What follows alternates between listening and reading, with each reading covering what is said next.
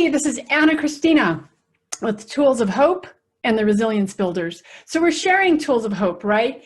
And this is the idea of what do you do to fuel yourself when you're tanking?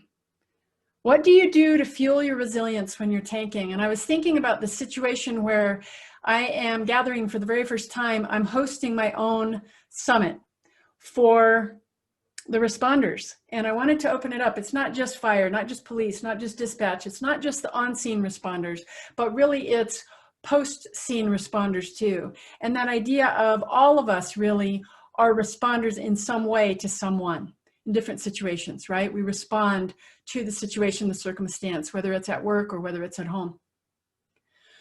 But I was thinking about what happens when you start to lose fuel. Where do you go to gas up? Where do you go to, fill your tank? Where do you go to fill your tank here? And I thought about what can we do? There's so many multiple ways. The physical resets, right? We talk about the instant reset. We talk about the simple rebuild, and we talk about the idea of the unexpected refreshing. But really, we need to have that why. I love a video by Simon Sinek, and he talks about the why. I don't know the exact title, and I didn't look it up, but he has this astounding video that teaches why the why is so important. And I remember, I go back to my why. I have a notebook where I'm preparing this summit. I have all these expert speakers coming. I already did 6 interviews this morning. I'm going to do another 2 or 3 this afternoon with these incredible people across the country sharing their expertise and their wisdom. And it gets a little bit tiring, and I have a little bit of bleacher butt from my chair already. And there's so much work coming after. And so if you get caught up in what's coming after, the worry in the future, if you get caught up in the past, which is what's the regret, you get stuck. And that actually puts sludge in your fuel. The bottom line is I want to park on why I'm doing this in the first place. Why am I doing this in the first place? And I went to my notebook because I am kind of old school sometimes, and I love to physically write. So I have a big 3-ring notebook, and I have my why on the front. And the why says, I want to share encouragement. I want to share equipping. I want to share expectancy.